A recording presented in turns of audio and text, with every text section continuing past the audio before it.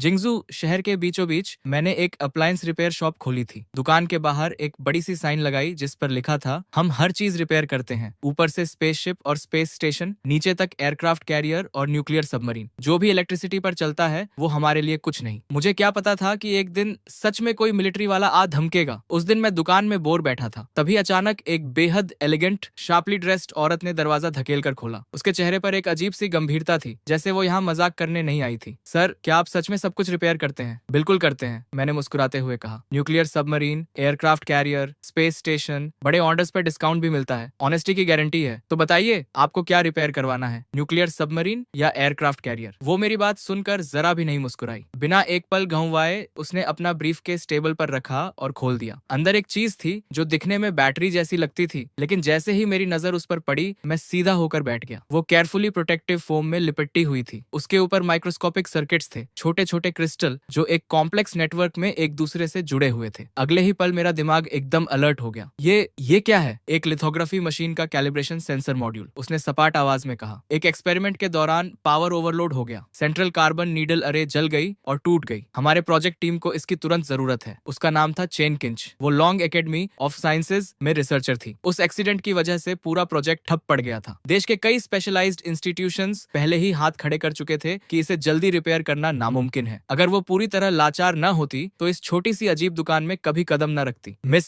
मैंने थोड़ा रुककर कहा, आप गलत जगह तो नहीं आ गई? हम यहाँ हाउस होल्ड अप्लायंसेस रिपेयर करते हैं, शायद पड़ोस की हार्डवेयर शॉप आपके ज्यादा काम आए। चेन किंच ने मेरा वो बेबस चेहरा देखा और उसकी आखिरी उम्मीद की किरण भी बुझ गई। उसने एक गहरी सांस ली, ब्रीफकेस उठाई और जाने लगी। सच ही तो था, देश के बड़े बड़े स्पेशलाइज्ड इंस्टीट्यूट्स हाथ खड़े कर चुके थे, तो एक साधारण रिपेयर वाला क्या करेगा? तभी मैंने मजाक छोड़ा। 6 महीने पहले मैं इस दुनिया में आया था और इस दुकान का मालिक बन गया था। साथ में मिली थी एक इनफाइनाइट रिपेयर सिस्टम। इन महीनों में बहुत अजीब अजीब चीजें देखी थी, लेकिन इतनी सोफिस्टिकेटेड चीज कभी नहीं आई थी। ये मौका मैं कैसे जाने देता? आपके पास जो कंपोनेंट है उससे लग रहा है ये C7 टाइप की लिथोग्राफी मशीन का हिस्सा है। चेन किंच एकदम रुक गई, जैसे पैर जमीन से चिपक गए हों। मॉडल बता सकते हो? इम्पैक्ट के वक्त पीक वैल्यू कितनी थी, कितने नैनो सेकंड्स तक रही, और प्रोब अरे के अलावा कोई और पार्ट डैमेज हुआ? ये सुनकर चेन किंच की सांसें थम गईं। उसे अपने कानों पर यकीन नहीं हो रहा था। एक अप्लायंस रिपेयर शॉप का मालिक इतने पॉइंटेड क्लासिफाइड सवाल पूछ रहा था। क्रीट वैल्यू नॉर्मल पावर की 15 गुना थी, उसने धीरे से कहा। इम्पैक्ट लगभग 3 से 5 नैनो सेकंड तक रही। बाकी कंपोनेंट्स का सेल्फ डायग्नोसिस नॉर्मल है। हम रिपेयरेबल है, लेकिन सस्ती नहीं होगी। पैसे की चिंता मत करो, बस फिक्स कर दो, मैं तुरंत फंडिंग अरेंज करती हूँ। मैंने हल्की सी मुस्कान के साथ 5 उंगलियां उठाई। 5 मिलियन या चेन 15? उसने दांत भींचे। कीमत बेतुकी थी, लेकिन अभी उसके पास नेगोशिएट करने का कोई ऑप्शन नहीं था। क्या सोच रही हो? 5 मिलियन नहीं, 500 युआन, 1 रुपया कम नहीं, और मेनली इसलिए क्योंकि इसे रिपेयर करने में बहुत इलेक्ट्रिसिटी लगेगी। 500 युआन? सच में? चेन पूरी तरह ठगी सी खड़ी थी। उसे लगा जैसे रियलिटी हिल गई हो। वो हड़बड़ाकर फोन निकालकर QR कोड स्कैन करने लगी। Instant payment received, 500 yuan. ये देखकर मैं खुलकर मुस्कुरा दिया। बिना जल्दबाजी के एंटी स्टैटिक ग्लव्स पहने टेबल पर एक साफ सफेद कपड़ा बिछाया और बड़े आराम से मॉड्यूल को बॉक्स से निकालकर रख दिया। System activate. अगले ही पल मेरे सामने एक इन्फॉर्मेशन पैनल अपीयर हुआ। Repairable item detected, C7 type lithography machine का calibration sensor module, damage level 88%, repair plan analysis complete. सब तैयारी करके मैं एक धूल भरी शेल्फ की तरफ गया और एक ग्लास आर्मर्ड बॉक्स उठाकर लाया। जैसे ही बॉक्स खुला, चेन किंच की आंखें फटी की फटी रह गईं। ये क्या है? उसे लगा था कि कोई सीक्रेट वेपन निकलेगा, लेकिन अंदर था एक बेतरतीब ढंग से मॉडिफाइड सोल्डरिंग आयरन, एक house hold hot air gun, एक इलेक्ट्रिक किचन मिक्सर और जगह जगह से बटोरा हुआ जंकयार्ड का सामान। बॉस, आप इस कबाड़ से मेरी फोटोलिथोग्राफी मशीन का पार्ट रिपेयर करने वाले हो? घबराओ मत, मैंने मुस्कुराते हुए कहा। ये सब इक्विपमेंट फैमिली एयरलूम है। अपोलो मिशन के जमाने में इससे पार्ट्स पॉलिश होते थे। लिथोग्राफी मशीन न होती तो मैं इसे निकालता भी नहीं। Apollo mission? चेन किंच के मुंह का कोना फड़का। पछतावा तो था कि यहाँ आई क्यों, लेकिन अब कोई चारा नहीं था। एक बार और ट्राई तो करना ही था। मैंने हेयर ड्रायर उठाया और मॉड्यूल पर चलाने लगा। न कोई हीट थी, बस हल्की सी ओजोन की स्मेल। लेकिन तभी चेन किंच ने हैरान होकर देखा कि माइक्रोमीटर स्केल सर्किट्स में कुछ हो रहा था। ये क्या है? इलेक्ट्रोड अट्रैक्शन इफेक्ट की रिवर्स रिएक्शन। एक स्पेसिफिक फ्रीक्वेंसी को पल्स में कन्वर्ट करके मेटालिक ट्रे की मेमोरी रिस्टोर की जा रही है। सिंपल वर्ड्स में उसे उसकी ओरिजिनल शेप याद दिलाई जा रही है। चेन अभी इस झटके से उभरी भी नहीं थी कि मैंने वो सोल्डरिंग आयरन प्लग इन कर दी। उसकी टिप पर एक बारीक नीडल लगी थी और वो धीरे धीरे रेड हॉट होने लगी। चेन का दिल फिर से तेज धड़कने लगा। इस जलती हुई नीडल से क्या करोगे? लेकिन मेरे चेहरे पर उस वक्त जो कॉन्सेंट्रेशन थी वो मैंने पहले कभी नहीं दिखाई थी। नीडल एकदम स्टिल थी। बहुत धीरे धीरे मैं उसे डैमेज प्रोब अरे के पास ले गया। जैसे ही टिप पास आई, एक बेयरली विजिबल इलेक्ट्रिक आर्क नर्क क्रैकल करने लगा। चेन ने वो नजारा देखा जो वो जिंदगी में कभी नहीं भूलेगी। आंखें बंद करो, मैंने कहा। ये बस कोल्ड एटम ग्लास है। लॉन्ग इंस्टीट्यूट के रिसर्चर्स इतने इंप्रेशनेबल क्यों होते हैं, जैसे कोल्ड एटम ग्लास पहले कभी देखा ही नहीं। लेकिन ये टेक्नोलॉजी, हम तो इसे फ्यूचर टेक्नोलॉजीज के आर्टिकल्स में लिखने से भी डरते हैं। चेन की आवाज कांप रही थी। उसे लग रहा था जैसे दशकों की मेहनत से बनाए गए साइंस के विजन को इस आदमी ने कबाड़ से तहस नहस कर दिया हो। ठीक है, आखिरी स्टेप, प्रोब नेटवर्क और माइक्रोमीटर सर्किट्स रीबिल्ड करना है। चेन उसे देखती रही, आंखें चौड़ी। मैंने एक बिस्किट टिन से कुछ पाउडर निकाला, एक छोटी सी ग्लास वायल में डाला, फिर उसमें एक विस्क डुबोकर ऑन कर दिया। ये अल्ट्रासोनिक सस्पेंशन नेबुलाइजेशन है। ओह, तुम जानते हो? लगता है तो है। मतलब रिसर्चर बुरे नहीं हो तुम। मैंने हल्की सी स्माइल दी और सोल्डरिंग आयरन ऑन की। एक स्पेशल मैग्नीफाइंग ग्लास के थ्रू चेन ने देखा कि जले हुए बेसिक सर्किट्स लाइटनिंग स्पीड से खुद को रिपेयर कर रहे थे और रिपेयर्ड सर्किट्स पहले से भी ज्यादा परफेक्ट थे। कुछ देर बाद मेरे माथे पर पसीने की बारीक बूंदें आ गईं। हो गया, मानना पड़ेगा, इस चीज की प्रिसीजन वाकई बहुत हाई है। ये सुनते ही चेन किंच की आंखें पूरी तरह खुल गईं। हो गया? आधे घंटे भी नहीं लगे। सच में इस पिन और बिस्कुट टिन के सामान से फिक्स हो गई। मेरी स्किल्स पर शक है क्या? शुरू से देख रही थी, अगर नहीं तो चेक कर लो खुद। और हाँ, मैंने तुम्हारी फोटोलिथोग्राफी मशीन की प्रिसीजन भी इम्प्रूव कर दी है, तो उसका एक्स्ट्रा चार्ज लगेगा। ये वर्ड्स सुनकर चेन के मन में एक तरफ कोल्ड एटम ग्लास और अल्ट्रासोनिक नेबुलाइजेशन के वो सीन्स गूंज रहे थे और दूसरी तरफ ये महान जीनियस अब पैसों की बात कर रहा था। दुनिया का सबसे अजीब इंसान। बॉस, पहले जो आपने इलेक्ट्रिसिटी वाली बात कही थी उसका मतलब क्या था? बताया था ना, फैमिली सीक्रेट टेक्निक है, आगे नहीं बताते। लेकिन लिथोग्राफी मशीन्स तो ज्यादा पुरानी है नहीं, आपके एंसेस्टर्स काफी जवान रहे होंगे। एक्स्ट्रा चार्ज कितना? मैंने 3 उंगलियां उठाई। 30,000 या 3? चेन फिर से हक्की बक्की। ज्यादा दे तो भी बुरा, कम दे तो भी बुरा। 300? मिस, स्टेट का पैसा यूं हल्के में मत लो। 300 युआन, 1-1 छोड़ो। चेन किंच की चौड़ी आंखों में अविश्वास चमक रहा था। फिक्स हो गई? और इतना कम मांग रहे हो? ये फोटोलिथोग्राफी टेक्नोलॉजी है, मिलियंस मांगते तो भी देने पड़ते। 800 युआन, 1 पैसा कम नहीं। और हाँ, एक बात बताना भूल गया था, तुम्हारे मास्क की प्रिसीजन भी रिकैलिब्रेट कर दी। सॉरी, वो थोड़ा पुराना था, मुझसे रहा नहीं गया। ओरिजिनल रेजोनेंस फ्रीक्वेंसी थोड़ी कोर्स थी, मैंने 1 परसेंटेज पॉइंट ऊपर कर दी। तुम्हारे प्रोजेक्ट पर कोई खास फर्क नहीं पड़ेगा ना? कितना कहा? 1 परसेंटेज पॉइंट? चेन किंच की सांस रुक गई। एक रिसर्चर होने के नाते वो जानती थी कि वो 1 परसेंटेज पॉइंट कितनी बड़ी बात है। सर, क्या मैं आपका कॉन्टैक्ट ले सकती हूँ? क्यों? मैं एक रिस्पेक्टेबल आदमी हूँ। तुम्हारी चीज फिक्स कर दी, अब और क्या चाहिए? नहीं, एक्चुअली अगर कभी कुछ और फिक्स करवाना हो तो मुझे पता है, डर है कि रिपेयर होल्ड नहीं करेगी और मुझे ढूंढ नहीं पाओगी। नहीं, ऐसा नहीं, घबराओ मत, दुकान यही है, जब चाहो आ जाओ। अगर ठीक से फिक्स नहीं हुई तो 800 युआन वापस। चेन किंच के होठों का कोना एक बार खिंचा, फिर वो रिपोर्ट फाइल करने के लिए पलट गई। लेकिन जैसे ही बाहर निकली, फोन बजा। स्क्रीन पर नाम था डायरेक्टर जू। जैंगलिंग शू, कहाँ हो तुम? मैंने फोटोलिथोग्राफी मशीन का मॉड्यूल रिपेयर करवाने को नहीं कहा था। डायरेक्टर, चिंता मत करो, फिक्स हो गई, वापस लेकर आ रही हूँ। फिक्स हो गई? कहाँ करवाई? एक अप्लायंस रिपेयर शॉप में। लाइन पर एक लंबी खामोशी छाई, फिर धीरे से आवाज आई, कहाँ हो? मैं खुद आता हूँ। सड़क पर रिसर्च इंस्टीट्यूट की कार तेज रफ्तार से भागी जा रही थी। जो का चेहरा सफेद पड़ा हुआ था, ब्रीफकेस गोद में पकड़ी थी, नसें तनी हुई थी। वो जानता था डायरेक्टर अब ब्लास्ट करेगा, लेकिन उसका दिमाग बार बार उस कबाड़नुमा टूल्स और उस अजीब दुकान वाले की तरफ जाता था। उसे लगा जैसे कोई हास्यास्पद सपना देख आई हो। इंस्टीट्यूट के गेट पर पहले से सारी प्रोजेक्ट टीम्स के रिसर्चर्स जमा थे। जैसे ही कार रुकी, भीड़ टूट पड़ी। लिंचू, क्या मॉड्यूल फिक्स हो गया? दिखाओ जल्दी, हमारा प्रोजेक्ट और नहीं रुक सकता। फिक्स हुई? शायद। या तो हुई या नहीं हुई। ये शायद क्या है? और कहाँ फिक्स करवाई? स्पेशलिस्ट एजेंसी ने तो महीनों लगने की बात कही थी। अप्लायंस रिपेयर शॉप में। पूरी भीड़ की सांसें थम गई। Appliance repair shop? Photolithography machine की? ये क्या नॉनसेंस है? जैंगलिंग शू, तुम्हारा दिमाग तो ठीक है ना? जैंगलिंग शू कांप रही थी, आंखों में आंसू आने वाले थे। बस,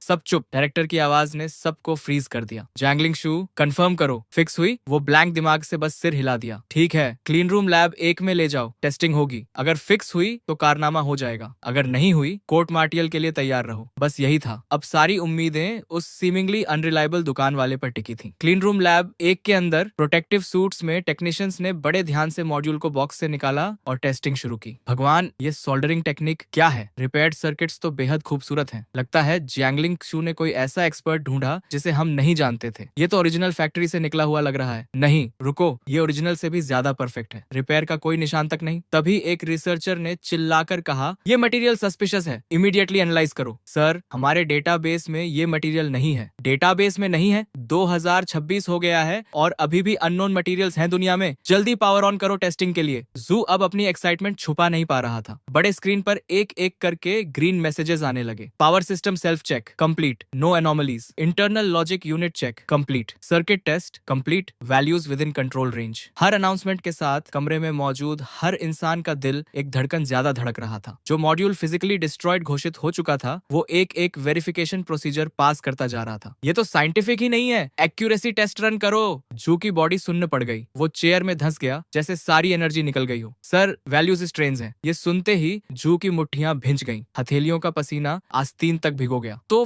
फेल हो गई? जू एकदम कुर्सी से उछला। नहीं सर, ये वैल्यूज किसी बहुत हाई लेवल फोटोलिथोग्राफी मशीन जैसी हैं। हम जो यूज कर रहे थे उससे 1% पॉइंट ज्यादा। मुझे शक है ये हमारा मॉड्यूल ही नहीं है, लेकिन अब भी दुनिया में किसी के पास भी ऐसी टेक्नोलॉजी नहीं होनी चाहिए। 1% पॉइंट ज्यादा। जो कि आंखें पलटी और वो बेहोश होकर गिर पड़ा, लेकिन बाकी सब यूफोरिक थे। स्क्रीन पर स्क्रॉल हो रहे डेटा को टकटकी लगाए देख रहे थे और एक कोने में चेन किंच अभी भी वहीं खड़ी थी, ब्लैंक एक्सप्रेशन के साथ। तो कैलिब्रेशन मॉड्यूल फिक्स हो गई? फिक्स नहीं जैंगलिंग सू, ये ब्रेक थ्रू है। तुमने एक कारनामा कर दिया। वो अपनी तरफ उंगली उठाते हुए बोली। मैंने? अभी तो डायरेक्टर कोर्ट मार्शल की बात कर रहे थे। एक पल में कारनामा कैसे? जैंगलिंग सू, इस बड़ी टेक्निकल डिफिकल्टी को ओवरकम करने में तुम्हारे एक्सेप्शनल परफॉर्मेंस के लिए मैं तुम्हें इस रिसर्च टीम का हेड नियुक्त करता हूँ। वो अपनी आंखों पर यकीन नहीं कर पा रही थी। लॉन्ग एकेडमी ऑफ साइंसेज में काम करना ही एक ऑर्डिनरी इंसान के लिए पिनिकल था। टीम लीडर बनना उसकी सोच से भी बाहर था। क्या ये सब उस मॉड्यूल रिपेयर की वजह से था? और उस मोमेंट में पहली बार उसे यकीन हुआ उस सीमिंगली अनरिलायबल लड़के की बातों पर। वो 1% एक्यूरेसी इंप्रूवमेंट भी सच था। बताओ चीफ जैंगलिंग, सारे स्पेशलाइज्ड एजेंसीज ने हाथ खड़े कर दिए थे। तुम किसके पास गई थी? आर्मी सब कॉन्ट्रैक्टर, जनरल स्टाफ का कोई बिगविग? इतनी इंपॉर्टेंट मैटर के लिए हम भी पर्सनली जाकर थैंक्स करना चाहते हैं। मैं झूठ नहीं बोल रही, सच में एक छोटी सी लोकल रिपेयर शॉप में फिक्स हुई। Repair stand? टीवी फिक्स करना भी कॉम्प्लिकेटेड है वहाँ। हम फोटोलिथोग्राफी मशीन की बात कर रहे हैं। लिंक्सू, मजाक कर रही हो ना? बिल्कुल नहीं। उस वक्त सच में कोई चॉइस नहीं थी, इसीलिए वहां गई। दरवाजे पर लगी वो साइन ही थी जिसने उसकी नजर खींची। साइन पर लिखा था, ऊपर स्पेसशिप और स्पेस स्टेशन रिपेयर सिखाई जाती है, नीचे एयरक्राफ्ट कैरियर और न्यूक्लियर सबमरीन। जो भी इलेक्ट्रिसिटी पर चलता है वो यहाँ फिक्स होता है। पूरी लेबोरेटरी में एक पल के लिए मौत जैसी खामोशी छा गई। तो मैं अंदर चली गई। बॉस ने soldering iron, hot air gun और मिक्सर से वो मॉड्यूल रिपेयर किया और अंत में कुल 800 युआन लिए। जैसे जैसे वो बोलती जा रही थी उसकी आवाज कमजोर होती जा रही थी। उस मोमेंट में चैन किंच की तरफ सभी की नजरें घूम गईं और हर आंख में हैरानी और अविश्वास था। फोटोलिथोग्राफी मशीन रिपेयर करने के लिए एक रिपेयर शॉप? लेकिन ये तो बिल्कुल नॉनसेंस है। अगर उस आदमी में सच में इतना टैलेंट होता तो पूरी दुनिया उसके पीछे पड़ी होती। तभी जू आगे बढ़ा और ऊंची आवाज में बोला, ये मैटर अब टॉप सीक्रेट क्लासिफाइड है। जो भी इसके बारे में बात करेगा उस पर एस्पियोनाज का आरोप लगेगा। प्रोजेक्ट टीम, इस नई प्रिसीजन लेवल के साथ एक नई चिप सीरीज तुरंत मैन्युफैक्चर करो। मुझे जल्द से जल्द रिजल्ट्स चाहिए। फिर उसने चेन किंच की तरफ इशारा किया। जैंगलिंग शू, अभी जाना मत। उस शॉप का एड्रेस याद है? हाँ, परफेक्ट, मुझे वहां ले चलो। मैं उस बॉस से पर्सनली मिलना चाहता हूँ। 1 मिनट रुको,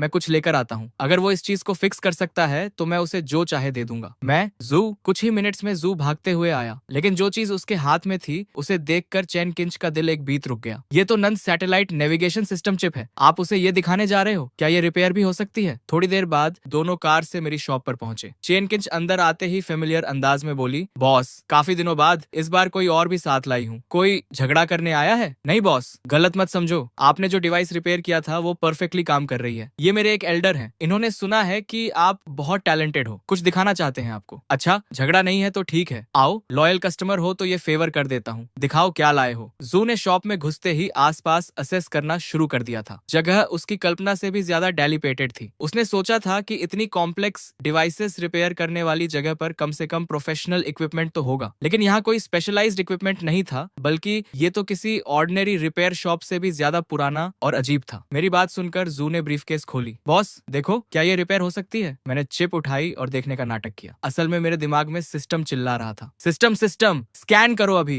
रिपेयरेबल आइटम डिटेक्टेड। नंदो number 3 satellite navigation chip encrypted military version. Damage level 92%। Main logic gate blown. Data buffer failure military version. जैसे ही वो दरवाजे से अंदर आया था मुझे पता लग गया था कि ये कोई ऑर्डिनरी आदमी नहीं है, लेकिन आर्मी का होगा ये नहीं सोचा था। लग रहा है दुनिया सच में छोटी होती जा रही है। यंग मैन, ये चिप है, नंदो सैटेलाइट का नेविगेशन चिप है। मेन लॉजिक गेट उड़ गई है, डेटा बफर भी साथ गया। सडन सर्च की वजह से हुआ होगा। तुम्हारे प्रोटेक्शन मेजर्स सच में बहुत कमजोर हैं। पूरी वर्कशॉप में एक पल के लिए डेथली साइलेंस छा गई, जो कि उन थकी हुई आंखों में पहली बार पूरी तरह एस्टॉनिशमेंट का एक्सप्रेशन आया। लगता है इस लड़के में दम है। तो बॉस, फिक्स कर सकते हो ना? प्राइस की बात करो। मैंने 5 उंगलियां उठाई और जो की नाक के सामने हिलाई, जो मन में खुश हो गया। 5 लाख, ठीक है 5 लाख। 5 करोड़ भी होते तो डील था। QR कोड से दे दो या कैश? नहीं नहीं, 5 लाख नहीं, 500 युआन। क्या 500 युआन? 500 युआन में तो चिप का बॉक्स भी नहीं आता। ये प्राइस तो देश की कटिंग एज टेक्नोलॉजी का अपमान है। टेक इट और लीव इट। तुम रिसर्चर्स को पैसा बहुत आसानी से मिल जाता है। 500 और 1 पैसा नहीं, वरना मैं हाथ नहीं लगाता। फिक्स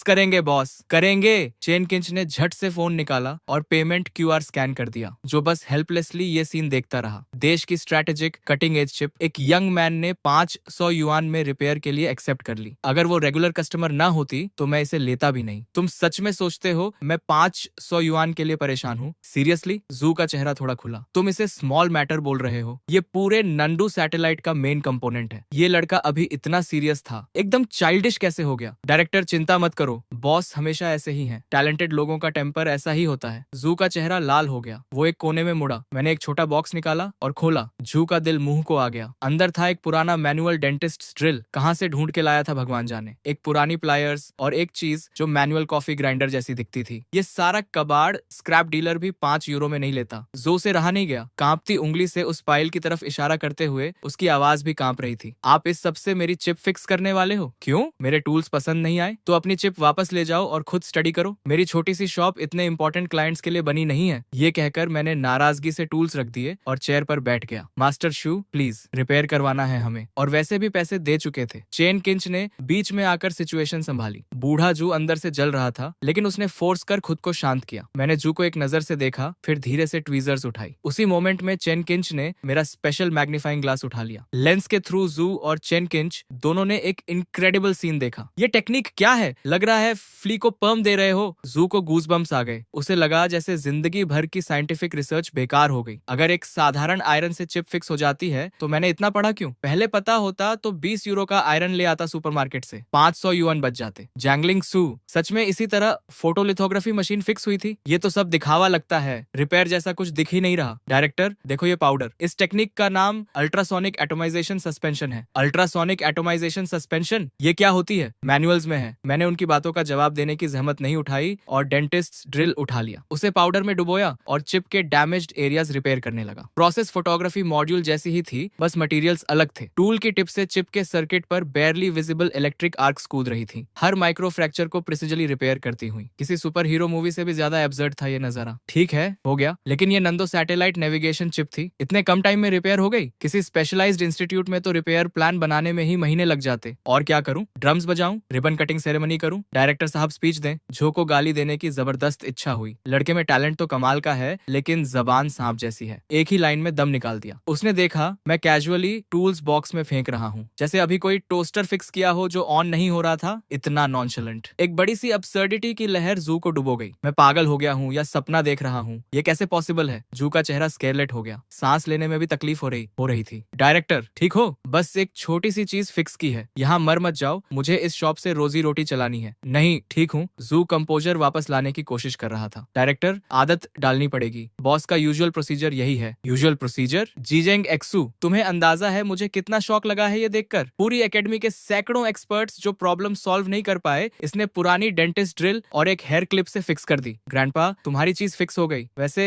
मंथली सिग्नेचर एल्गोरिदम थोड़ा बेसिक था तो मैंने उसे इम्प्रूव कर दिया। लोअर लेवल पर केजेस की संख्या भी कम थी, लेआउट भी ठीक नहीं था, वो भी फिक्स कर दिया। बच्चों का खेल। मैंने एक लंबी सांस ली। मेरा इरादा था जू से एक्स्ट्रा 200 युआन मांगने का, लेकिन वो पहले ही हांफने लगा था तो छोड़ दिया। बूढ़े को तकलीफ नहीं देनी थी। इतने कम टाइम में चिप फिक्स ही नहीं की, एल्गोरिदम भी ऑप्टिमाइज किया और पूरी स्ट्रक्चर भी रीअरेंज कर दी। क्या ये इंसेनली पॉसिबल है? ठीक है, चिप वापस लो, इस बार एक्स्ट्रा चार्ज नहीं करूंगा। सस्ते में छूट रहे हो। मंथली सिग्नेचर फ्रीक्वेंसी अब ज्यादा स्टेबल होगी। थ्योरी में सिंक्रोनाइजेशन एरर 1-2 यूनिट कम होनी चाहिए। एग्जैक्ट कितनी कम होगी कैलकुलेट नहीं कर पाया, वापस जाकर खुद मेजर कर लेना। जो से और बर्दाश्त नहीं हुआ। आंखें पलटी, पैरों से जान निकल गई और वो जोर से जमीन पर गिर पड़ा। उधर लॉन्ग एकेडमी के क्लीन रूम नंबर 1 में भी हलचल मची हुई थी। हर चेहरे पर वैसी गंभीर गंभीरता थी जैसे कोई बैटल फाइट कर रहा हो। Photo sensitive resin layer uniformity verification complete, margin of error with in acceptable limits. Mask calibration के दौरान टारगेट एक्यूरेसी 1% बढ़ी। अलाइनमेंट पैरामीटर्स रिकैलकुलेट हो रहे हैं। Vacuum chamber pressure stable, preset value reached. चारों तरफ से रिपोर्ट्स आ रही थी, आवाजों में अर्जेंसी थी। चीफ इंजीनियर देंग बड़े स्क्रीन को एकटक देख रहे थे, ईयरपीस में आती आवाजें सुनते हुए। एक परसेंटेज पॉइंट इंप्रूवमेंट, सबसे इंसेन एक्सपेरिमेंट। अगर ये कंफर्म हो गया तो चाइना ऑप्टिकल टेक्नोलॉजी में बाकी दुनिया को बहुत पीछे छोड़ देगा। और ये सब एक छोटी सी वर्कशॉप के रिपेयर से। वो अभी भी यकीन नहीं कर पा रहे थे। एक्सपोजर प्रोसीजर लॉन्च करो, देंग ने इंटरकॉम पर फाइनल ऑर्डर दिया। एक लो हम सुनाई दी और मशीन स्टार्ट हुई। सबने सांसें रोक ली। ये मोमेंट ऑफ ट्रूथ था। डेटा स्क्रीन पर फ्रैंटिकली स्क्रॉल हो रहा था, हर कैरेक्टर जैसे अपनी अलग हार्ट बीट से पल्स कर रहा था। Exposure complete, sharp reveal, drawing, हर स्टेप टेक्स्ट बुक परफेक्ट था। जब रोबोटिक आर्म ने वो गोल्डन वेफर जिस पर अनगिनत लोगों की उम्मीदें टिकी थी टेस्ट टेबल पर रखा तो डेंग का दिल रुकते रुकते बचा। परफेक्ट टेस्ट रिजल्ट, ऑनल यूनिट्स एंड पैरामीटर्स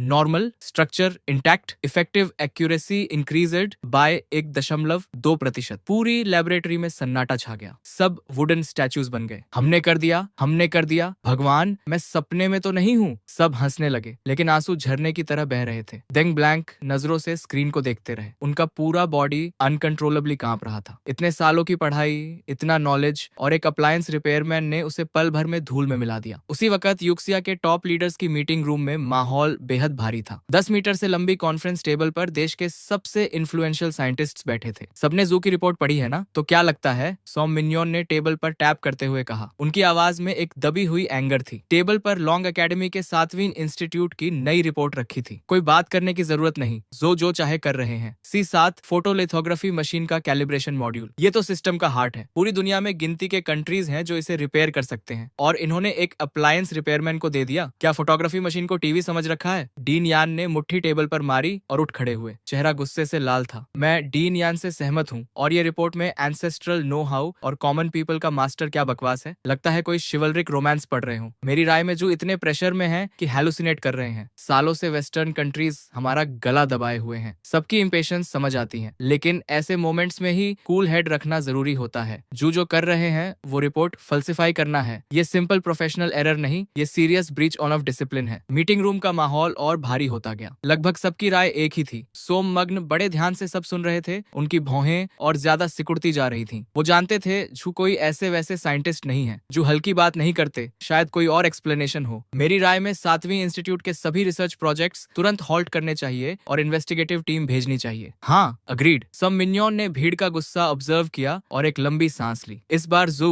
तुमने सच में ज्यादा ही कर दिया। तभी अचानक मीटिंग रूम का दरवाजा खटखटाया गया। सेक्रेटरी का चेहरा लाल था। मिनिस्टर, 7वीं रिसर्च इंस्टीट्यूट से अभी एक और अर्जेंट रिपोर्ट आई है। जो फिर कब रुकेंगे? ये अगली रिपोर्ट में लिखेंगे गंडम बना दिया। डीन यान ने कंटेम्प्ट से नाक सिकोड़ी। चेहरा और गंभीर होता जा रहा था। रिपोर्ट में लिखा है कि 7वीं इंस्टीट्यूट ने एक नई इलेक्ट्रॉनिक चिप डेवलप की है। कंप्लीटली नया एटिंग स्टैंडर्ड यूज हुआ है। कंप्लीटली नया मतलब रिपोर्ट के अकॉर्डिंग इसकी एक्यूरेसी हमारी करंट चिप से 1% पॉइंट ज्यादा है। ये सुनते ही मीटिंग रूम में पहले खामोशी छाई, फिर लिटरली उखड़ पड़ा। 1% पॉइंट? जानते हो इसका क्या मतलब है? वो रिपोर्ट लाओ जल्दी। डीन युआन ने रिपोर्ट की तरफ झपट्टा मारा और एक झटके में उठा ली। पढ़ते पढ़ते उनका पूरा बॉडी कांपने लगा। रोके नहीं रुक रहा था। डीन युआन ने रिपोर्ट की तरफ झपट्टा मारा और एक झटके में उठा ली। पढ़ते पढ़ते उनका पूरा बॉडी कांपने लगा। रोके नहीं रुक रहा था। डीन, क्या हुआ? ठीक हो? ये फिगर्स सही हैं, लेकिन ये पॉसिबल कैसे है? इंसान झूठ बोल सकता है लेकिन नंबर्स नहीं। इतने सालों की रिसर्च में डेटा में जरा सी भी गड़बड़ी वो पल भर में पकड़ लेते थे, लेकिन इस रिपोर्ट के फिगर्स बिल्कुल एक्यूरेट थे। मैं पहले ही कहता था जू डायरेक्टर सालों से हैं, वो कभी कुछ गलत नहीं करते, लेकिन ये केस बहुत अजीब है। क्या हो सकता है कि ये उनकी पुरानी रिसर्च का कल्मिनेशन हो? कोई पीक पर पहुंचना और किस्मत से ब्रेक थ्रू हो गई। किस्मत? 1% पॉइंट और तुम उसे किस्मत बोल रहे हो? सोम मिन्जुआंट ने आर्ग्यूमेंट को इग्नोर किया। उन्होंने क्विकली रिपोर्ट उठाई और डिटेल में एग्जामिन की। कुछ देर बाद उनकी नजर भी 1.2% ब्रेक थ्रू और नई चिप के बीच डोलने लगी। जेंटलमैन, इन रिपोर्ट्स का डेटा इररेफ्यूटेबल है। इसका मतलब जू की पहली रिपोर्ट किसी भी हालत में फेक नहीं हो सकती। लेकिन अब असली प्रॉब्लम ये रिपेयर शॉप है। सोम मिन्जुआंट ने एक गहरी सांस ली। चेहरे पर हैरानी थी लेकिन ज्यादा कंफ्यूजन। अप्लायंस रिपेयर, लोगों के बीच छुपा हुआ मास्टर, एंसेस्ट्रल नो हाउ, ये सब वर्ड्स नॉर्मल लगते हैं, लेकिन एक साधारण अप्लायंस रिपेयरमैन जो फोटोलिथोग्राफी मशीन फिक्स कर दे और सबसे जरूरी बात वो सक्सीड भी हो गया, ये मेरे लिए मानना बहुत मुश्किल है। हम फोटोलिथोग्राफी मॉड्यूल की बात कर रहे हैं, ऐसी चीज जिसे दुनिया में गिनती के कंट्रीज रिपेयर कर सकते हैं। ये एक साधारण अप्लायंस रिपेयरमैन से कैसे होगा? शायद डीन जू जू कुछ छुपाने की कोशिश कर रहे हो। शायद ये अप्लायंस शॉप एक्चुअली डीन जू का कोई सीक्रेट बेस हो। शायद वो कुछ और ही हाइड करना चाहते हैं, एक एकेडमिक ने भौहें सिकोड़कर कहा। मीटिंग रूम में फिर से शोर उठ गया। चिप के रिजल्ट्स ने उन्हें स्पीचलेस कर दिया था, लेकिन जितनी हैरानी थी उतनी ही क्यूरियोसिटी उस अप्लायंस शॉप के बारे में बढ़ती जा रही थी। हमें जरूर पता लगाना होगा। चाओली, कुछ आदमी लेकर जाओ और वो शॉप ढूंढो। देखो ये जगह सच में एग्जिस्ट करती है या नहीं, और याद रहे बिल्कुल डिस्क्रीट रहना। अगले दिन होश संभाल कर मैंने शॉप फिर से खोली। कल जू मेरी शॉप के बीच में ही बेहोश हो गए थे। किस्मत से एम्बुलेंस जल्दी आ गई, वरना जो कुछ 100 युआन कमाए थे वो भी जाते। तभी 2 मिडिल एज्ड आदमी पर्पस के साथ अंदर आए। एकदम सीधे खड़े, चेहरे स्टर्न, कपड़े ऑर्डिनरी लग रहे थे, लेकिन उनसे एक ऑरा निकल रहा था जो आम इंसान से बिल्कुल नहीं मिलता था। बस माथे पर साइन लिखा होना बाकी था, प्लेन क्लोथ्स कॉप। अंदर आते ही सर्वे करने लगे। ये कस्टमर्स का बिहेवियर तो बिल्कुल नहीं था। कल एक केस गया,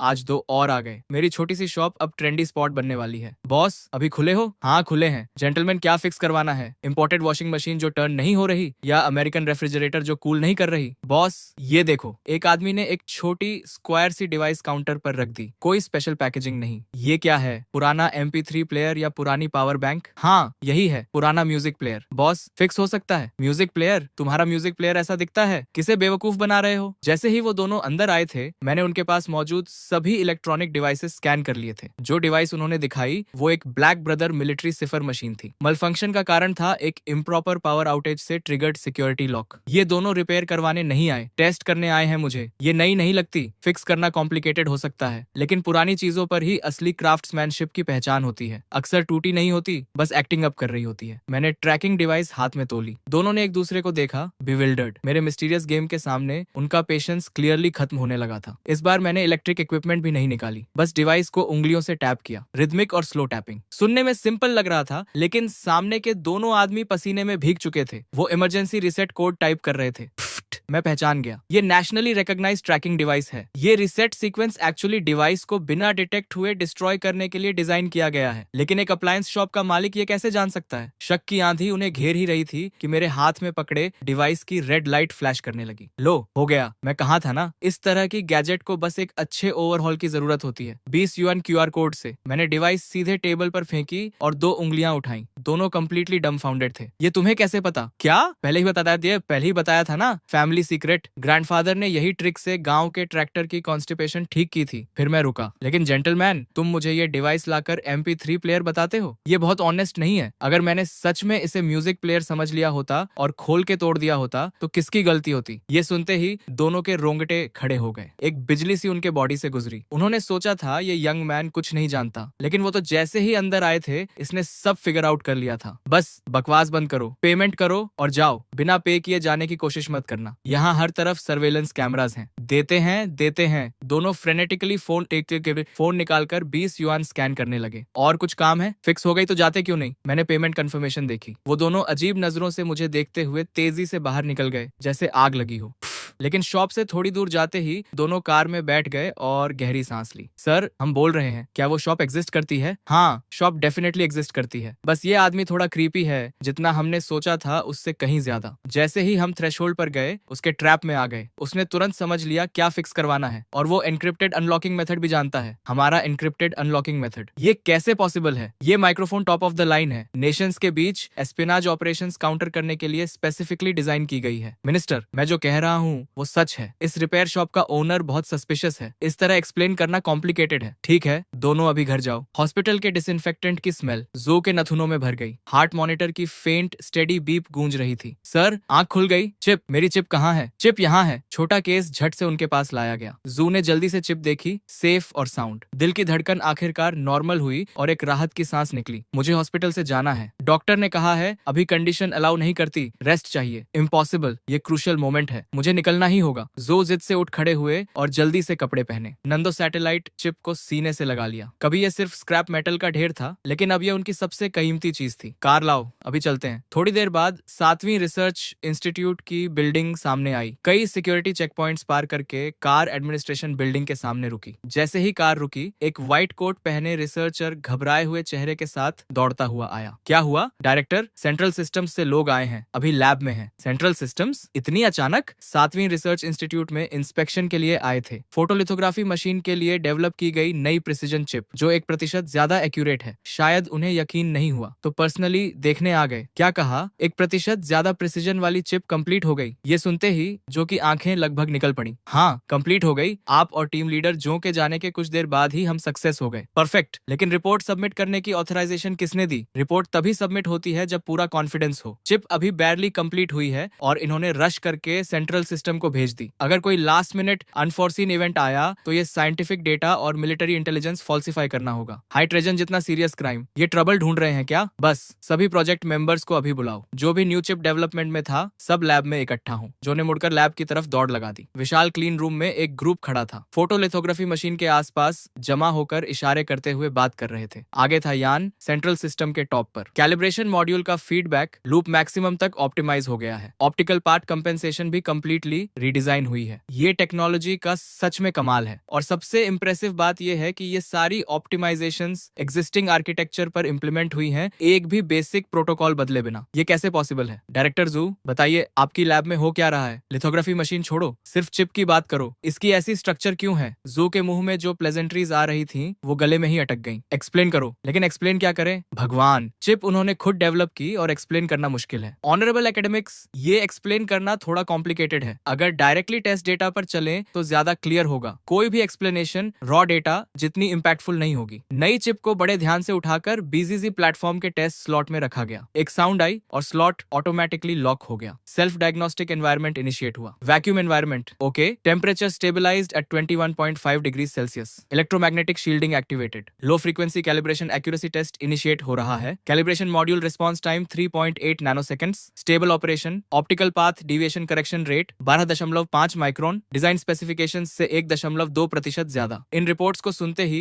भीड़ में एक्साइटमेंट की लहर दौड़ गई। एक सिंपल बेसिक टेस्ट ने ही उन्हें स्पीचलेस कर दिया। यान लाओ, ये फिगर्स ऑलरेडी अस्टाउंडिंग है। हमारी स्टैंडर्ड लिथोग्राफी मशीन का करेक्शन रेट पीक पर 12.1 माइक्रोमीटर्स डिजाइन था। यान लाओ ने सिर हिलाया। चेहरे पर कोई इमोशन नहीं था। Basic test validated. Second phase का high intensity lot testing launch करो। जू का चेहरा भी इंप्रेसिव था, लेकिन जो कांपना रोके नहीं रुक रहा था वो अंदर की बेचैनी को बता रहा था। कमांड्स कंप्लीट हुए। होलोग्राफिक प्रोजेक्शन इंस्टेंटली अपीयर हुई। डेटा की एक फ्लड पागलों की तरह चिप से सर्च कर रही थी। ये टेस्ट सिमुलेट कर रहा था लिथोग्राफी मशीन को एक्सट्रीम कंडीशंस में, बहुत हाई प्रिसीजन एक्सपोजर स्टेट और complex computational state. Chip utilization rate 99.6%। Temperature rise 45 degree, 67 degree, 70 degree. सब कुछ इसी पर टिका था। लेबोरेटरी में साइलेंस छा गई। बस नर्वसली निगलने की आवाजें सुनाई दे रही थी। पिछले टेस्ट में जैसे ही चिप सेफ्टी टेम्परेचर पार करती थी, सेल्फ प्रोटेक्शन मोड एक्टिवेट हो जाता था, फ्रीक्वेंसी गिर जाती थी और कैलिब्रेशन परफॉर्मेंस क्रैश कर देती थी। लेकिन इस मोमेंट में होलोग्रामिक स्क्रीन पर कैलिब्रेशन रिस्पॉन्स टाइम का डेटा वही था, 3.8 नैनोसेकंड्स। हिला नहीं। टेम्परेचर स्टेबलाइज हो गई थी, 76 डिग्री सेल्सियस। एल्डर यान और बाकी सब होलोग्राम को घूरते रहे। आंखों में डिसबिलीफ साफ झलक रहा था। ये चिप इतने टेम्परेचर पर स्टेबल कैसे रह सकती है? इसकी हीट डिसिपेशन कैपेसिटी स्टेबलाइज कैसे हो गई? ये तो उनके सारे ट्रेडिशनल साइंटिफिक अंडरस्टैंडिंग को उलट कर रख देने वाली बात थी। तभी जू के दिमाग में एक विम आई। वो सेंट्रल सिस्टम के अपने लीडर्स को इम्प्रेस करना चाहता था और उसने बिना किसी की परवाह किए अनाउंस कर दिया, सभी स्टेशनों तैयार हो जाओ। Final test. लिथोग्राफी मशीन का एक्सट्रीम वाइब्रेशंस में ऑपरेशन का सिमुलेशन, हाई टेम्परेचर और कॉम्प्लेक्स इलेक्ट्रोमैग्नेटिक इंटरफेरेंस के साथ अल्ट्रा प्रिसीजन कैलिब्रेशन और रेजिस्टेंस टेस्टिंग शुरू करो। ये सबसे डिमांडिंग प्रोटोकॉल है। कोई भी चिप इसे विदस्टैंड नहीं कर सकती। कमरे में एक सन्नाटा छा गया क्योंकि सब जानते थे कि चिप इंस्टेंटली जल जाएगी। एल्डर यान ने जू को रोकने की कोशिश की। ओल्ड जू, हम ऑलरेडी इस नई चिप की सक्सेस देख चुके हैं और टेस्टिंग की कोई जरूरत नहीं। ये तो परफेक्ट से भी ज्यादा है। लेकिन जू उस वक्त किसी पागल की तरह था, किसी की सुनने को तैयार ही नहीं था। एल्डर यान ने आवाज तेज की, जू, मेरा ऑर्डर सुना नहीं? अभी बंद करो ये टेस्ट। मैंने कहा नहीं होगा। मैं देखना चाहता हूँ कौन हाथ उठाने की हिम्मत करता है। यन सच में अंदर से घबरा रहा था। इतनी एक्स्ट्रॉर्डिनरी चिप, और अगर जू की इस जिद की वजह से वो बर्बाद हो गई तो सबका दिल टूट जाता। सभी टेस्टिंग यूनिट्स के हेड्स के हाथ हवा में ही जम गए थे। माथे से पसीना गालों तक बह रहा था। एक तरफ सेंट्रल सिस्टम था जिसका रैंक इंस्टीट्यूट से कहीं ऊपर था, दूसरी तरफ उनका डायरेक्ट सुपीरियर जो था। किसी को भी दुश्मन बनाना तबाही होती। फिर भी रिसर्चर्स में जो देव का ऑर्डर तोड़ने की हिम्मत नहीं आई। लिथोग्राफी मशीन जो अभी अभी रुकी थी वो दोबारा चालू हो गई। स्क्रीन पर होलोग्रामिक प्रोजेक्शन का डेटा फिर से फ्रैंटिकली स्क्रॉल करने लगा। यान ने चेतावनी दी, जो देव सुन लो,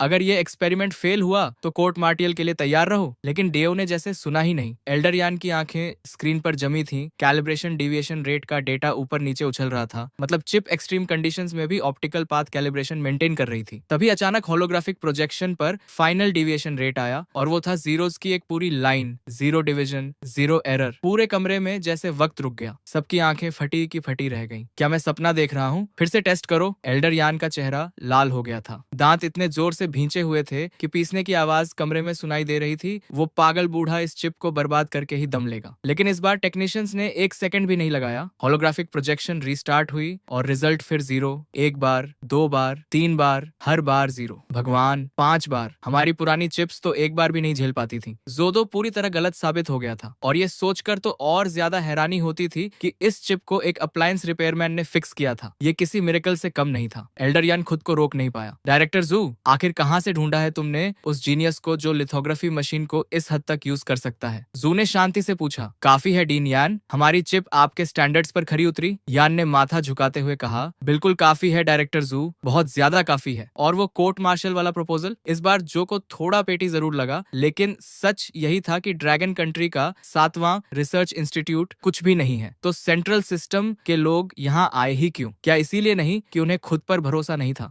जू ने एक स्मग स्माइल के साथ कहा। एक टेस्ट काफी नहीं था तुम्हारे लिए, तो हमने एक साथ 5 दे दिए। अब तो कन्विंस्ड हो? एल्डर यान ने हंसते हुए जवाब दिया। डायरेक्टर जू, हम उस उम्र से निकल चुके हैं जब छोटी छोटी बातों पर झगड़ते थे। फिर उन्होंने अपने असिस्टेंट को आवाज लगाई। जाओ, मेरी कार की ट्रंक से मेरी सबसे अच्छी एपो टी लेकर आओ। पूरे सेंट्रल सिस्टम में डायरेक्टर जू का नाम सुनकर सब दंग थे। डीन का तेज मिजाज कौन नहीं जानता। तभी एक एम्प्लॉई डॉक्यूमेंट्स लेकर आया। डायरेक्टर जू, हमारे 5 टेस्ट का detailed data report please sign कर दीजिए। जू ने हाथ हिलाया। मुझे अकेला छोड़ो। डीन यान ने झट से उस एम्प्लॉई के हाथ से डॉक्यूमेंट्स ले लिए और बड़े ध्यान से देखने लगे। चेहरे पर मुस्कान फैलती जा रही थी। 5 टेस्ट का डेटा अलग अलग रिजल्ट्स दिखा रहा है। इस चिप की स्टेबिलिटी रेट बढ़ती ही जा रही है। ये फीडबैक कर्व देखो, मैं यकीन नहीं कर पा रहा। यान डॉक्यूमेंट्स को ब्रीफ केस में भरते हुए बोले। अगर हमारे पास ऐसा डेटा और होता तो इंग्लैंड हमारा क्या बिगाड़ लेता? फिर उन्होंने झू की तरफ मुड़कर पूछा। यार एक बात बताओ, ये गैजेट सच में उसी अप्लायंस रिपेयरमैन ने बनाई थी? जू ने हाँ में सिर हिलाया। यान ने हैरानी से कहा। अभी भी बिलीव नहीं हो रहा। कम से कम बताओ उसने कौन से मटेरियल्स यूज किए। ये साइंटिफिक रिसर्च के लिए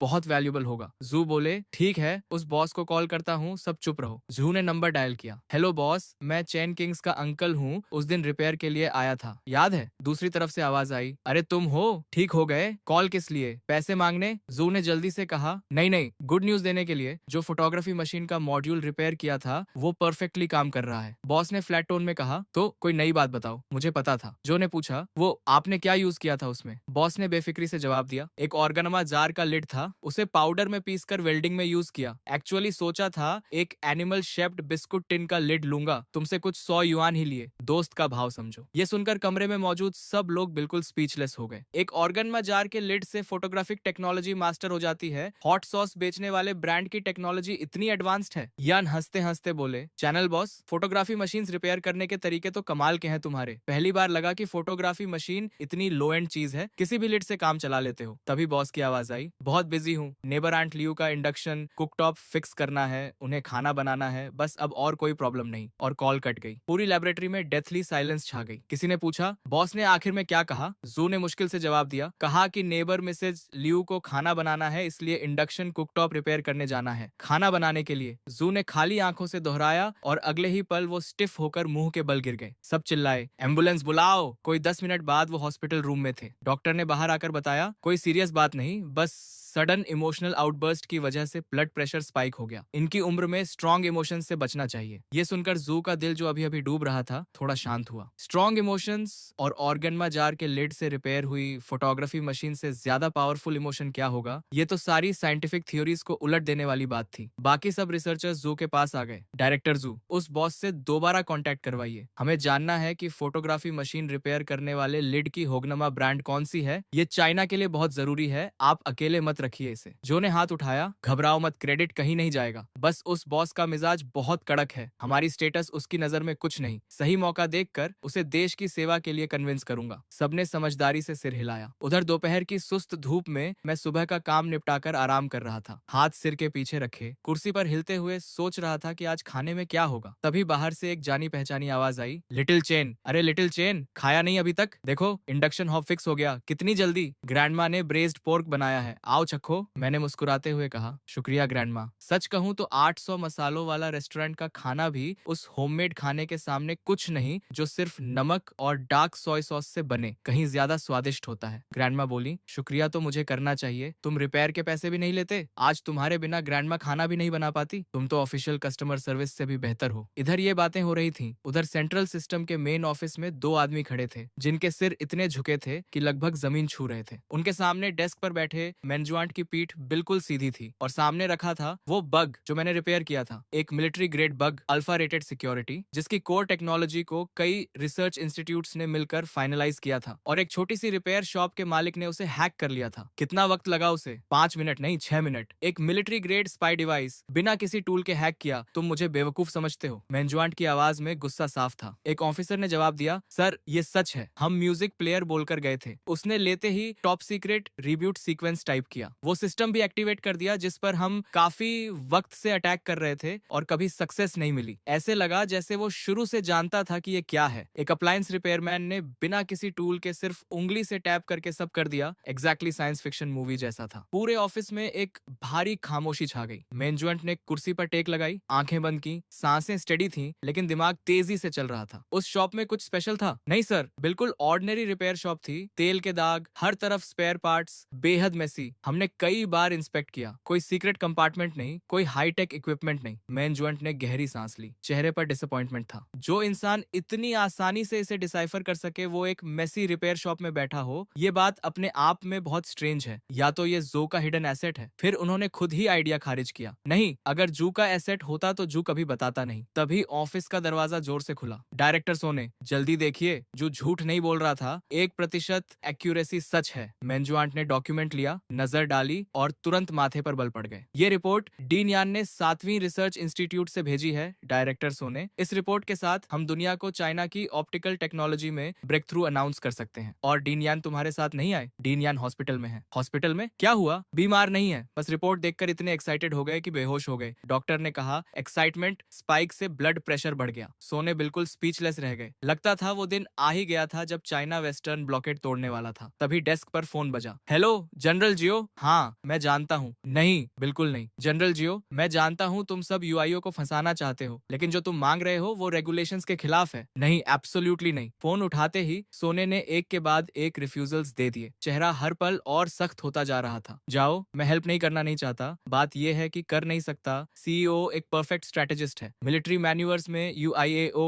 हर कमांडर का नाइटमेयर होता है। वो कभी रूल्स से नहीं खेलता, उसकी टैक्टिक्स बेहद कनिंग है। पिछले साल जाओ की elite armoured division exercise area का आधा हिस्सा भी पार नहीं कर पाई थी कि कमांड ने पूरी यूनिट को वाइप्ड आउट डिक्लेयर कर दिया। जाओ की आवाज आई। योशियो के साथ मैन्यूवर्स में एक ही रूल है कि कोई रूल नहीं। वायो सुन, इस बार एक्सरसाइज फ्यूचर हाईटेक वॉर पर फोकस्ड है। हम पुरानी आर्मी से फ्यूचर वॉर नहीं लड़ सकते, तुम्हें मेरी हेल्प करनी होगी। इस बार मुझे योशियाओ को कॉर्नर करना ही है। सोने बोले, ओल्ड मैन जाओ, आर्मी के अपने रूल्स हैं, रिसर्च इंस्टीट्यूट के अपने, दोनों अलग सिस्टम्स हैं। इंस्टीट्यूट का इक्विपमेंट मिलिट्री कन्फ्रंटेशन में यूज नहीं हो सकता। सोने का चेहरा तन गया था। अगर उसने हेल्प की तो बहुत बड़ी गलती होगी। एक्सरसाइज कमांड वेपन्स इंस्पेक्ट करेगी और शक सीधे उन पर आएगा। जाओ बोले, रूल्स तोड़ने के लिए ही बनते हैं, इंसान जिंदा होते हैं। एक बार हेल्प करो, अपने बेस्ट ट्रेन्ड सोल्जर्स तुम्हारी सिक्योरिटी पर लगा दूंगा, साथ में 20 साल पुरानी म्योटे की कुछ बॉटल्स भी। मेरे पास गार्ड्स हैं, दारू की कमी भी नहीं। ब्रदर सोने, एक काम करो, लेजर या इलेक्ट्रोमैग्नेटिक पल्स वेपन कुछ भी दे दो। लैब का कोई प्रोटोटाइप जिसमें थोड़ी सी भी पोटेंशियल हो, बस इतना काफी है। जाओ की आवाज में लगभग गिड़गिड़ाहट थी। सोने के माथे पर पसीना आ गया। वो जानते थे कि ये मैन्यूवर्स आर्मी के लिए कितनी जरूरी थी। तुमसे इक्विपमेंट लिया तो एक्सरसाइज का कोई मतलब नहीं रहेगा, ये तुम्हें टफ बनाने के लिए है। जाओ बोले, ब्रदर योशियाओ की टैक्टिक्स को ट्रेनिंग कह रहे हो तुम? Hypersonic missiles, drone launches, exactly science fiction जैसा है। मेरे रेडार्स डिटेक्ट भी नहीं कर पाते और कमांड बोल देती है एक्सरसाइज खत्म। अगर सच में नहीं दे सकते तो कम से कम प्रिसीजन गाइडेंस चिप्स दे दो, मैं खुद वॉरहेड्स पर इंस्टॉल कर लूंगा। जनरल जाओ, ये प्रिंसिपल की बात है। मिनिस्टर सोने, आप तो सच में रोल मॉडल हैं, तो फिर मेरी लाश उठाने आ जाना। जाओ ने फोन पटक दिया। सोने हाथ में साइलेंट रिसीवर लिए बैठे रहे। इस बार उन्होंने सच में जाओ को नाराज कर दिया था। उधर रिसर्च इंस्टीट्यूट 7 की लैब में मशीन्स की गुनगुनाहट के बीच लैब कोट्स में रिसर्चर्स इधर उधर भाग रहे थे। एक रिसर्चर ने दूसरे से पूछा, डायरेक्टर जू इस बार क्या कर रहे हैं? पता नहीं, सुना है नुओ 3 रिपेयर करवाई है, उसकी परफॉर्मेंस टेस्ट करनी है। नंदो 3? लेकिन वो तो स्पेस प्रोग्राम का अबैंडन्ड प्रोजेक्ट था। डायरेक्टर जू ने कहां से रिपेयर करवाया? वही रिपेयर शॉप तो नहीं होगी? वो शॉप सच में रोडो 3 जैसी चीज भी फिक्स कर सकती है। सब थोड़े बिलेवर्ड थे। उस मिस्टीरियस रिपेयर शॉप के आने के बाद से उनका वर्कलोड जैसे कभी खत्म ही नहीं होता था। पहले मशीन्स को थोड़ा ब्रेक मिलता था, अब नॉन स्टॉप काम था। तभी किसी ने आवाज लगाई, ये क्या बातें कर रहे हो, जल्दी करो,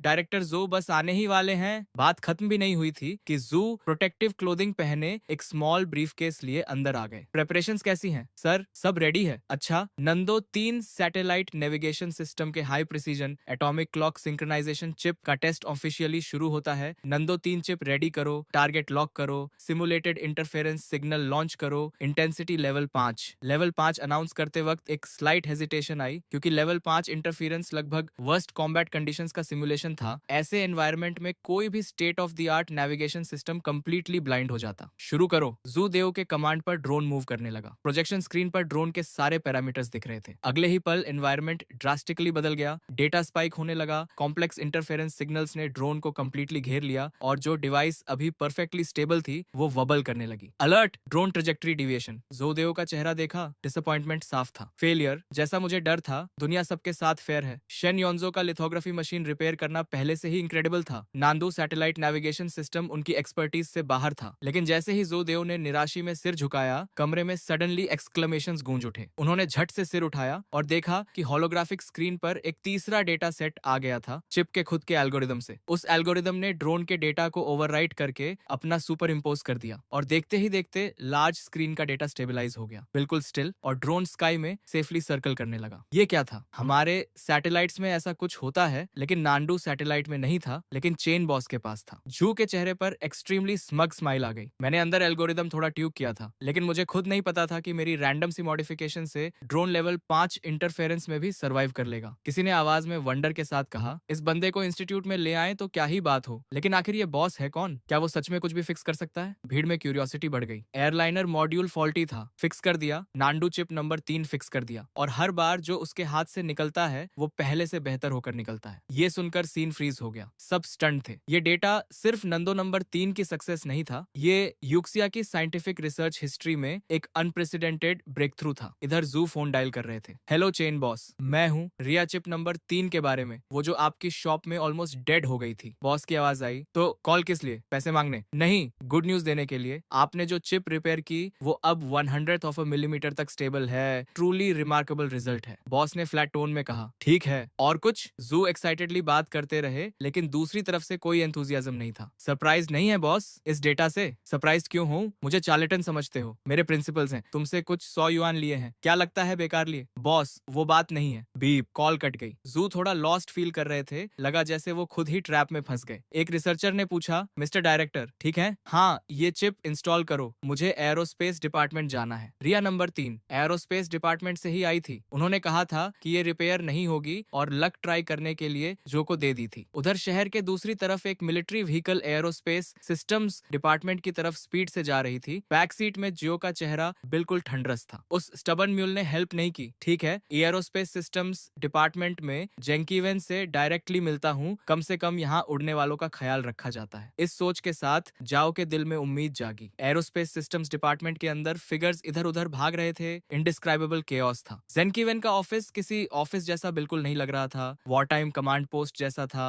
फोन्स लगातार बज रहे थे। भीड़ का आना जाना किसी मार्केट प्लेस से कम नहीं था। सब जैसे हाइपर एक्टिव मोड में थे, बस चेहरों पर अर्जेंट लिखा होना बाकी था। मिनिस्टर साहब, ड्रोन इंजन की रिपोर्ट पर सिग्नेचर चाहिए। 1 मिनट रुको मिनिस्टर, लॉन्च कॉम्प्लेक्स 3 के सर्किट्स इंप्रूव करने का प्लान देखना जरूरी है। जेनवेन एक हाथ में फोन पकड़े डेस्क पर बैठे थे, आंखें डॉक्यूमेंट्स पर जमी थीं। उस वक्त वो चाहते थे कि किसी तरह खुद को डुप्लीकेट कर लें। तभी एंट्रेंस से एक एक्साइटेड आवाज आई, ओल्ड मैन, यहाँ कैसे? जो ने खुशी से कहा, नांडू 3 चिप देखो, एनकैप्सुलेशन के साथ हमने नांडू 3 रिपेयर कर दी तुम्हारे लिए। जेनवेन ने हैरानी से कहा, नांडू 3? वो प्रोजेक्ट तो अबैंडन नहीं था, कहाँ से रिपेयर करवाई और परफॉर्मेंस कैसी है? जू बोले, मैंने पहले ही इनिशियल चेक्स कर लिए हैं। प्रिसीजन और एंटी इंटरफेरेंस कैपेबिलिटी देखकर तुम स्पीचलेस हो जाओगे। जेनवेन ने थके हुए लहजे में कहा, बस ओल्ड जू, अभी वक्त नहीं है। ये फाइल्स का पहाड़ देख रहे हो, खुद देखना है तो देखो, आज तुम पर टाइम वेस्ट नहीं होगा। जू ने जोर दिया, लेकिन मैंने सच में फिक्स की है। जेनवेन ने नाराजगी से घूरते हुए कहा, एक बार और साफ बोल देता हूँ, नांदू 3 प्रोजेक्ट को हायर अथॉरिटीज ने बहुत पहले कंडेम कर दिया था। इसे रिपेयर करने में कोलोसल रिसोर्सेज लगते, कोई गारंटी नहीं थी। जू ने कहा, लेकिन मैंने सच में रिपेयर की है। एक बार देख तो लो। नहीं, हाँ हाँ। जेनवेन ने इरिटेशन में ब्रीफकेस दूर धकेल दिया। जू का चेहरा तुरंत उतर गया। पैर के तलवे से सिर तक गुस्से की लहर दौड़ गई। उन्होंने ब्रीफकेस उठाया और बिना एक शब्द कहे ऑफिस से निकल गए। ठीक उसी वक्त एडमिनिस्ट्रेशन बिल्डिंग से एक और फिगर निकली। जो और उनका बॉडीगार्ड, दोनों के चेहरे एक दूसरे से ज्यादा डार्क थे। जो बड़बड़ाए, ये जेनवेन भी बिल्कुल सोमिनेंट जैसा है, प्रिंसिपल का इतना पक्का कि हैंडल करना इम्पॉसिबल है। थ्रेट्स भी किए, फ्लैटरी भी की, लेकिन ये जेनकीवेन टस से मस नहीं हुआ। नंदो 3 की बात करना बेकार गया। तभी कोर्टयार्ड में उन्हें किसी की बड़बड़ाहट सुनाई दी। नंदो,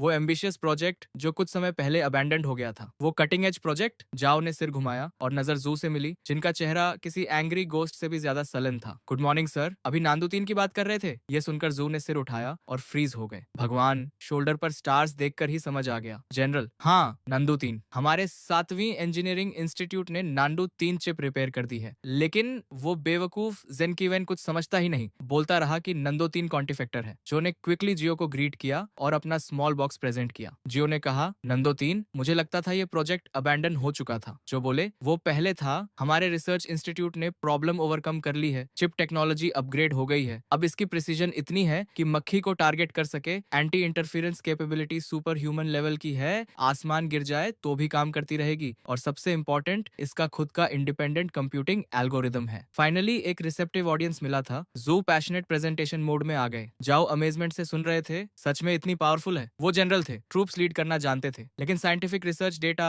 उनकी समझ से बाहर था। जू बोले, जनरल, मैं आपसे कैसे झूठ बोलूंगा? अगर इसे मिसाइल पर इंस्टॉल करें तो एब्सोल्यूट प्रिसीजन, सोल्जर्स को इक्विप करें तो वो एनिमी लाइंस के पीछे जाकर टारगेट्स मार्क कर सकते हैं, HQ से कांस्टेंट कांटेक्ट रख सकते हैं। बिल्कुल परफेक्ट। जाओ के चेहरे के एक्सप्रेशंस बदलने लगे। पहले इंटरेस्ट, फिर डाउट, फिर शॉक। सांसें अपने आप तेज हो गईं। High precision targeting, ultra resistant to jamming, independent communication channel. हर वर्ड जाओ के दिल में प्रिसीजन से लगा। गारंटी दे सकते हो? बिल्कुल, मैं 7वीं रिसर्च इंस्टीट्यूट का डायरेक्टर हूँ। मेरी रैंक के डायरेक्टर की बात का वेट होता है। ठीक है, तो मैं मास प्रोडक्शन के लिए स्पेशल फंड्स रिलीज करने को तैयार हूँ। अगर कम पड़े तो एडिशनल फंडिंग भी लूंगा, लेकिन पहले हमारी ट्रूप्स इसे ट्राई करेंगी। शॉर्ट टर्म में किसी और को सप्लाई नहीं होगी। जू ने समझाया, जनरल, मास प्रोडक्शन अभी पॉसिबल नहीं है क्योंकि इस चिप का इंक्रिप्शन प्रोटोकॉल और लॉजिकल ऑपरेशंस इंडिपेंडेंट है। ये एक एंटायरली न्यू सिस्टम है, कल की दुनिया खोलने की है, लेकिन अभी हमारे पास सिर्फ एक की है और हम इसकी इंटरनल स्ट्रक्चर पूरी तरह नहीं समझते। सबसे जरूरी है कि इसे सैटेलाइट से कनेक्ट करना होगा। जाओ ने कहा, चिंता मत करो, हाईएस्ट अथॉरिटीज से रिक्वेस्ट करूंगा कि बेस्ट रिसर्च इंस्टीट्यूट्स तुम्हारी हेल्प करें। इतने पावरफुल देश में फिनिश्ड प्रोडक्ट होते हुए इतनी छोटी चिप डिसाइफर नहीं होगी, ये मैं नहीं मानता। जू ने धीरे से कहा, नहीं होगा जनरल। मतलब देश के सारे इंस्टीट्यूट्स, बताओ किसके पास जाऊं? और तुम कह रहे हो कोई नहीं कर सकता? जाओ की आईब्रोज चढ़ गई। उनकी नजर में फिनिश्ड प्रोडक्ट होना मतलब आंसर की होना था, कॉपी करो और हो गया। नहीं जनरल, रिसर्च इंस्टीट्यूट्स सच में नहीं कर सकते। तो फिर कौन कर सकता है? एक अप्लायंस रिपेयरमैन। क्या? जाओ की आवाज कई ऑक्टेव्स ऊपर चली गई। उन्हें खुद पर शक हुआ कि सुना सही या नहीं। जो रिसर्च इंस्टीट्यूट्स नहीं कर सकते, वो एक अप्लायंस रिपेयरमैन को सौंपना है? मजाक कर रहे हो? देश के स्ट्रेटेजिक फ्यूचर का कटिंग एज प्रोजेक्ट है ये। जू ने हाथ जोड़े। जनरल, मैं जानता हूँ अब्सर्ड लगता है, लेकिन ये लंबी कहानी है, कुछ वर्ड्स में एक्सप्लेन नहीं होगी। चलिए मेरे साथ, समझ जाएंगे। उधर रिपेयर शॉप में बर्न्ड प्लास्टिक की स्मेल हवा में थी। मैं ट्वीजर्स से एक पुराने एम्पलीफायर पर चावल के दाने से भी छोटा कैपेसिटर रिप्लेस कर रहा था। 80s amplifier repair. Tech point earned 2, current tech point 1940। Tweezers रखते ही मैकेनिकल वॉइस आई। कितने दिन हो गए थे सिर्फ राइस कुकर्स और इंडक्शन कुकटॉप्स रिपेयर करते हुए टेक पॉइंट्स स्नेल की रफ्तार से बढ़ रहे थे। लिथोग्राफी मशीन और नांडू 3 चिप रिपेयर में देखो कितने पॉइंट्स मिले थे। इस रफ्तार से तो सोल्जर का एक्सोस्केलेटन अफोर्ड करना दूर की बात, जानसिंह ने स्पेसशिप के ब्लूप्रिंट्स भी नहीं मिलेंगे। तभी शॉप के सामने एक मिलिट्री व्हीकल रुकी। उस बिल्कुल ऑर्डिनरी सी स्ट्रीट को देखकर जाओ की आईब्राउज चढ़ गईं। जू ने कहा, जनरल आ गए। स्ट्रीट थोड़ी केओटिक है, वेंडर्स की आवाजें हर तरफ से आ रही हैं, काफी लोग हैं, लेकिन किसी भी दूसरी स्मॉल स्ट्रीट से अलग नहीं लगती। जाओ ने सार्कास्टिकली कहा, सीक्रेट बेस यहाँ है और किसी को पता नहीं चलेगा? अंदर कैसे जाते हैं? पासवर्ड क्या है? जो ने जल्दी से कहा, जनरल कोई सीक्रेट बेस नहीं है, कोई स्पेशल एंट्रेंस नहीं, बस यही वो रिपेयर शॉप है। जाओ ने गुस्से से कहा, जोडू, मुझे मजाक के लिए नहीं लाए हो। नांदू 3 जो रिसर्च इंस्टीट्यूट नहीं कर सके, उसके लिए इस जगह लाए हो। मिलिट्री मैन्यूवर्स शुरू होने वाले हैं, टाइम वेस्ट करने का शौक है। जू ने कहा, जनरल प्लीज काम डाउन। यहीं पर नांदू 3 रिपेयर हुई थी और कुछ दिन पहले फोटोलिथोग्राफी मशीन की एक्यूरेसी भी यहीं एडजस्ट हुई थी। अगर यहाँ नहीं हो सकता तो दुनिया में कहीं नहीं होगा। जाओ ने चौंकते हुए पूछा, क्या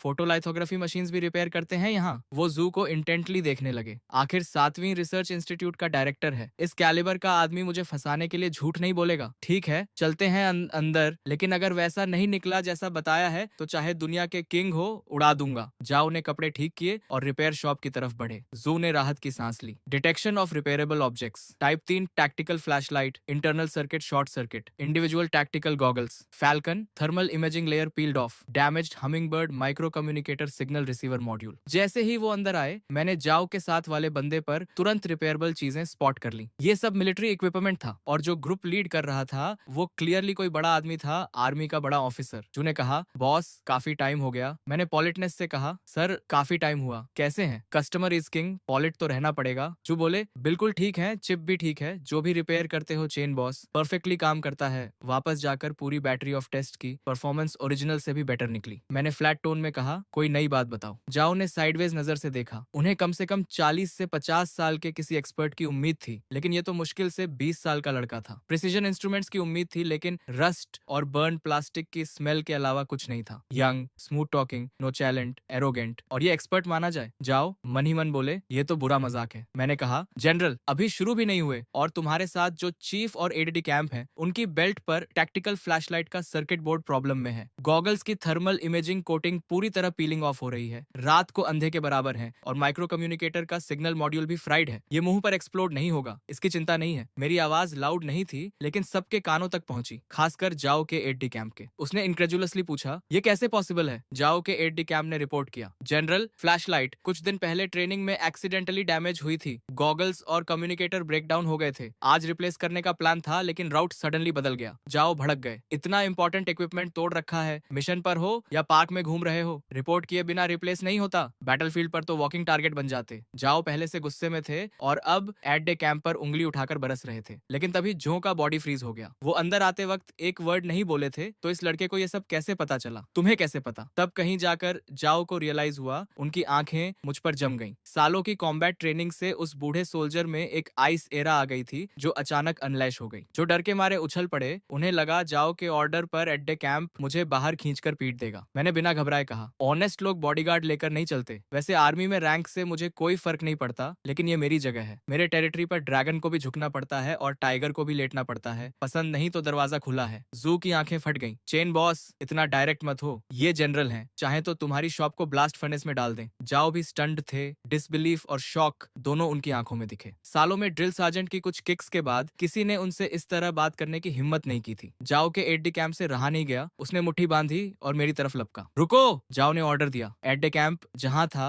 वहीं फ्रीज हो गया और पीछे हट गया। मैंने कामली कहा, ये रिपेयर शॉप है, बॉक्सिंग रिंग नहीं। लड़ना है तो बाहर जाओ। ऊपर से मैं काम था, लेकिन अंदर से डर के मारे जान निकल रही थी। उस बॉडीगार्ड की मसल्स बैगी क्लोथ्स के नीचे से भी दिख रही थी। अगर उसकी मुट्ठी मेरे सिर पर पड़ती तो इस स्टोरी का यही एंड हो जाता। जू ने क्विकली टॉपिक चेंज किया। चेन बॉस, पिछली बार नांडू 3 चिप रिपेयर की थी, हम उसे वॉरहेड पर इंस्टॉल करवाना चाहते हैं, ट्रैकिंग फंक्शन के लिए। क्या कर सकते हो? मुझे सडनली इंटरेस्ट हुआ। ये तो सीरियस मैटर है, आखिर करना क्या है? जाओ ने ग्रेवली देखते हुए कहा, अमनिशन है। हमारी ब्लू आर्मी में एक UIA है, हर बार उससे हारते हैं, इस बार जीतना है। कर सकते हो? मैं समझ गया, अगर मैंने मना किया तो ये सारे पुराने नए हिसाब चुकता कर देंगे। मैंने कहा, बिल्कुल हो सकता है, लेकिन इतने पैसे चाहिए। मैंने 5 उंगलियां उठाई। जू ने खुशी से फोन निकाला भी। 500 हो जाएगा। मैंने रोका, इस बार 50,000। क्यों? पहले 500 थे, अचानक इतना? क्योंकि इनकी शक्ल पसंद नहीं आई, मेरे साथ बदतमीजी की। 50,000 तो दोस्त का भाव है। मैंने जाओ की तरफ इशारा किया। जाओ ने बिना झिझके कहा, 50,000 मंजूर, और काम अच्छा हुआ तो 50,000 और। अगले ही पल पेमेंट कंफर्मेशन का बीप आया और इस तरह ये बड़ा कॉन्ट्रैक्ट मेरे हाथ लग गया। वो मेरा काम सॉल्व कर देंगे, लेकिन ये काम यहाँ नहीं होगा। मैंने कहा, काम तुम्हारी जगह पर होगा। जाओ ने पूछा, क्यों? ये